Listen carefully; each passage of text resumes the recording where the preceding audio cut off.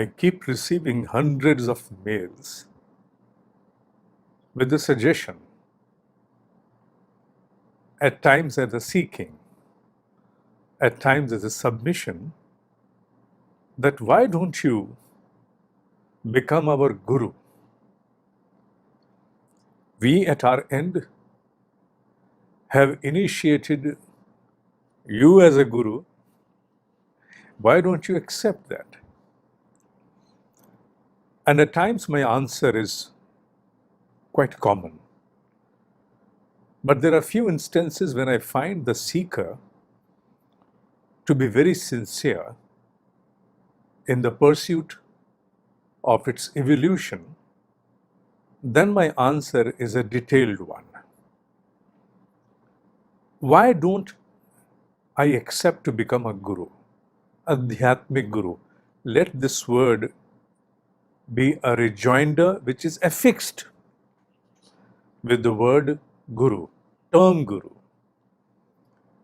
The foremost reason for not becoming an adhyatmic guru, although this word is in common usage these days, deployed for several kinds of connotations.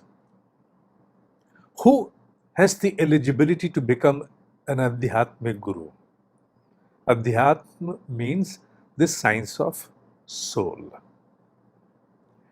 Not merely knowing about the science of soul, but becoming in the capacity of a knower, pervading that science, transcending beyond the ambit and entrapments of the nature, be it at the end of sensorial organs or under the cycle of birth, death, and ignorance, the veil of ignorance which is cast upon all of us. An adhyatmic guru is the eligibility to a seeker. The word is seeker because it's an evolution. To a seeker, when it gathers the ambit, the ability, the capacity to transcend beyond the entrapment of the nature and is able to see behind each and every occurrence in this world, not only in the visible dimension of the physical world, but in the subtle dimension and the worlds which are unseen. Worlds, not world. There is enough in the unseen dimension, much more than we can imagine when it compared with the physical manifestation. And these are the words of a Brahma Rishi and none else. An adhyatmic guru, the one who is eligible to become an adhyatmic guru, shall be able to traverse through the kala, the time in the respect of an individual person, time in the respect of all ongoings in this world. How was it in the past? How it is in the present 360 degrees. Nothing is hidden from them. They can see through a person.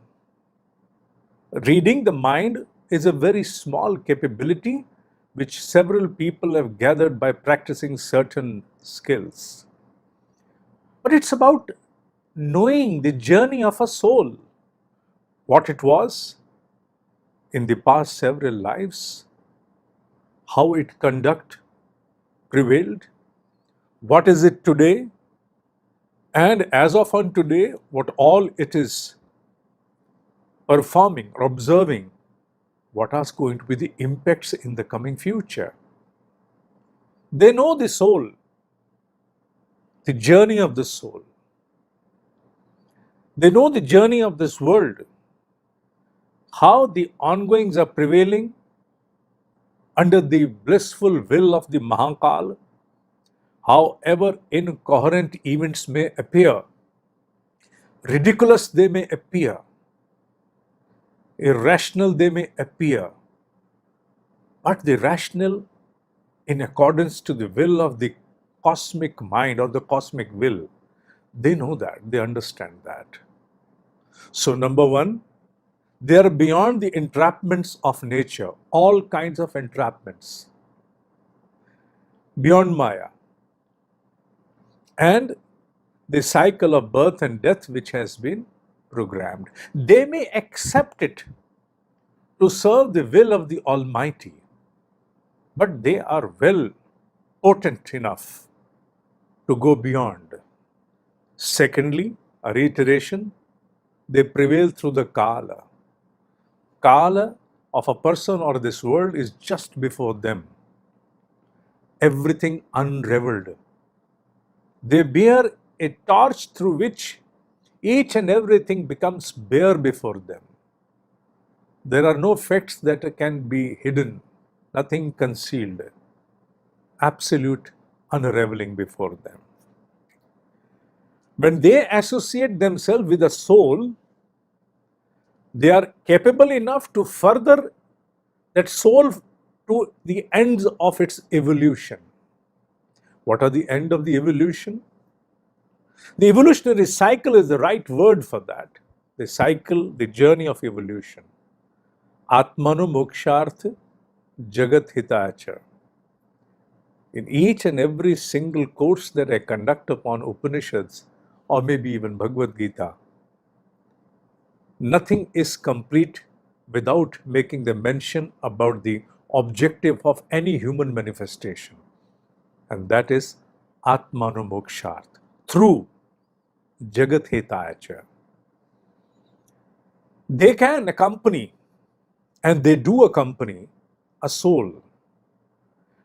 Be it that the soul may take 100 lives to conclude its journey of emancipation, moksha, does not matter. They stay along with the soul. Not to appease it, not to make it happy, but to evolve it. महान जीवात्माएं किसी को प्रसन्न नहीं करती, उसका कल्याण करती हैं. So they have that capability, and they perform according to that capability itself, and they be with their soul till the final end, moksharth. Now, considering merely these three capabilities, when I look within myself, where do I find myself? Nowhere.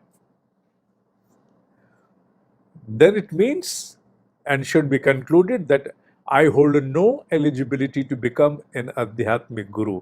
Yes, Margdarshak, a guide. That's okay, that's fine with me, and shall be able to dispense justice with all those that come with that limited expectation of a guide and not an Adhyatmic Guru. Must be understood well that a Guru is capable enough to undertake all the sins of a Shishya, disciple, seeker, in order to eliminate the impediments that may obstruct seeker's evolution. Not otherwise. Let me reiterate, they will not be able to undertake the impact of the sins conducted by a disciple merely for its sensorial pleasures or otherwise, but merely those which they consider can act as a strong impediment in the furtherance of its journey towards moksha, emancipation. They have that capability to undertake that. They will take it over. Can you imagine any ordinary person claiming itself to be a guru and having the capability to undertake the sins of a seeker? I cannot. And I know that. With me, I have to merely do some justice, little justice if it's possible, to all that which I have performed or accumulated as a baggage. What about others? So that is another fourth eligibility of a Adhyatmic Guru. It has that absolute capability to undertake the sins of their seeker. That does not mean that if you have been bestowed or have been initiated by a blessed Guru, a capable Adhyatmic Guru, you shall have no pain in life. You shall have no deprivation in life. You may. At times, the pain and suffering is also for a being to understand the essence of this ongoing world under the veil of ignorance. And without undergoing that pain and suffering, the veil shall not dissipate, but they remain along with the seeker even during the moments of pain in order to ensure. You may have a doubt over here, then why pain and suffering to a seeker who has been initiated by a Samartha Guru? They stay there during those moments of suffering and pain to ensure that the seeker undergoes a learning but is not shattered, is not torn apart, however intense the pain or suffering may remain. They really ensure, they truly ensure that the seeker does not evaporate. The torment caused by the pain is not to the extent that a seeker undergoes a deeper level of ignorance. No. They ensure that the moment a seeker comes out of the passage of that pain and suffering, it has a sigh of relief that yes, it was a learning. I have come out of it under the grace of my blessed Guru, and I have evolved, and I'm done with that. That is a kind of deeper understanding that a seeker shall come out with. In normal circumstances, the same pain may tear apart the entire existence of a human or being. Whereas a seeker under the blissful guidance, support of a blessed Guru shall come almost unscathed. Then there is an aspect which must be understood. One who has some money is only able to help the others, lend others, etc., invest for others or for some project. One who has no money merely has to suffice with one's own basic requirements. The Tapa Shakti is the wealth of a blessed Guru, Adhyatmic Guru. They're able to instill a portion of their tapa, their wealth, into the seeker so that the kind of impediments which otherwise it may not, it means the seeker, may not be able to surpass on its own. By the help of the Tapa Shakti, the seeker is able to overcome even those inner impediments. Especially, you may like to know in what respect, especially in the light of inner endurance when it comes to perform sadhana, when it comes to perform various kinds of austerities, which are mandatory to purify one's inside. In ordinary parlance, we easily can pronounce as belittled to undertake a sadhana which is rigorous in nature. Whereas when you are under the blessing of a blessed Guru, blessed by the Almighty, then with that confidence gathered from the radiance of the Guru, you're able to endure. And then you are startled, astonished, surprised even at yourself. How was I able to accomplish through this sadhana? Before I embarked upon it, it appeared to me that it is almost impossible for me to endure through this sadhana for so many hours, for so many days. But there was something that was holding me all through, something that ensured that I remain intact. And now the kind of confidence in me of accomplishment is incomplete without another feel that I have within myself that I am not alone. There is someone, something all through with me. May not be visible. Not necessary that a guru has to be in the physical dimension. When we pray for a guru, when we offer a prayer, the words that we use, they deploy, are akhanda mandala karam. It prevails into the indivisible orbits. Akhanda mandala karam vyaptam yena characharam.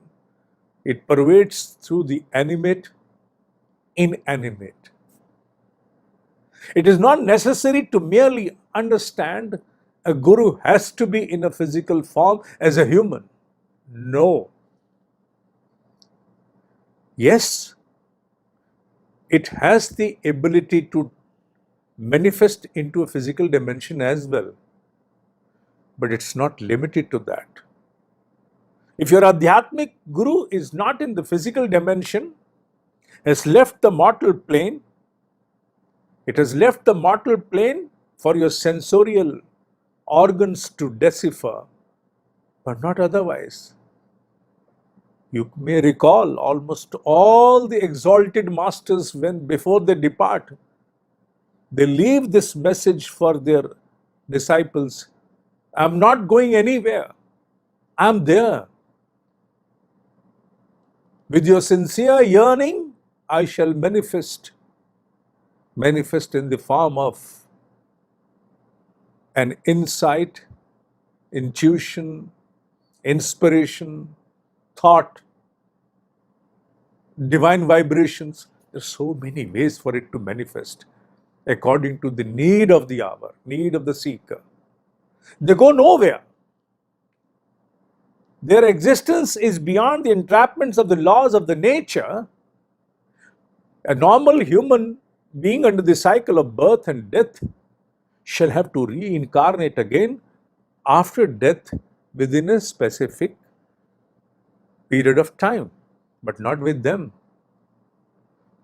They are able to retain their existence in the subtle dimension, be it Sukshma or Karan, the subtle or the causal body. It's up to them. But they can retain and keep working with the same intensity for the objective for which they are today an Adhyatmic Guru. With the reiteration once again, not to please, appease, but to evolve. When I see all these credentials, the eligibility factors for an Adhyatmic Guru, I find myself nowhere. And that is why I initiate myself for a pronouncement that I am not worthy enough to be an Adhyatmic Guru. But yes, in the capacity of a Margdarshak, under the blissful guidance of a blessed Guru,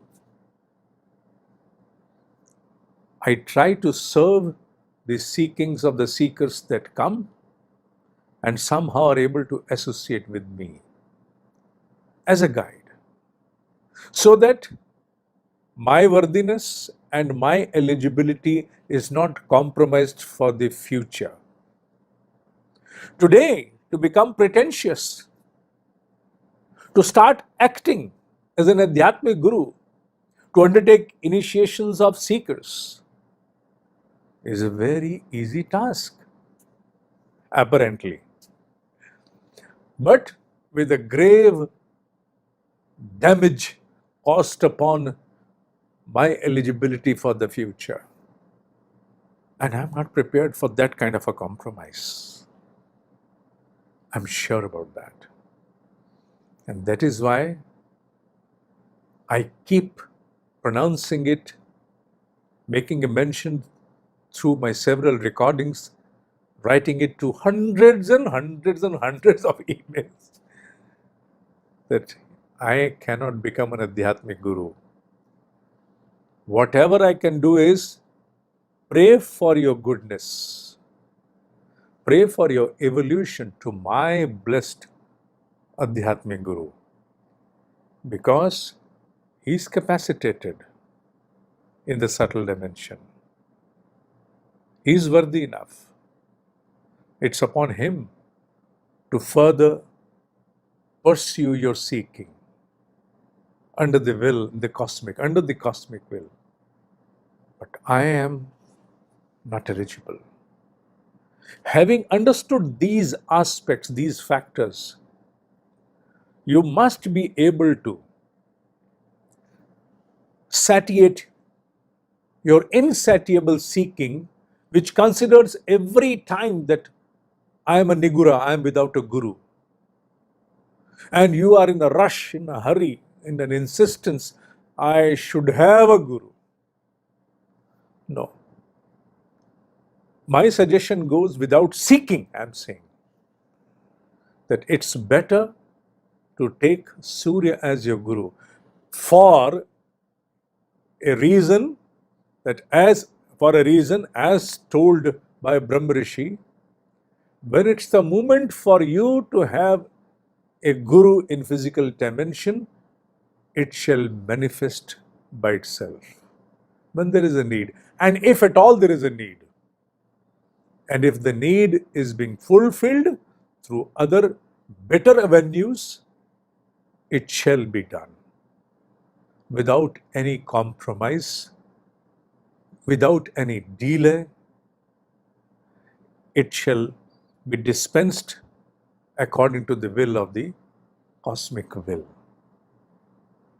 So, having understood that, observe a premonition before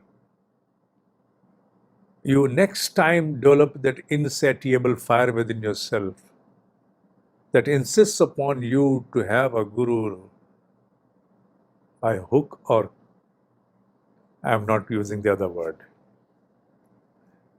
Having said that, I feel more composed, deeply satisfied.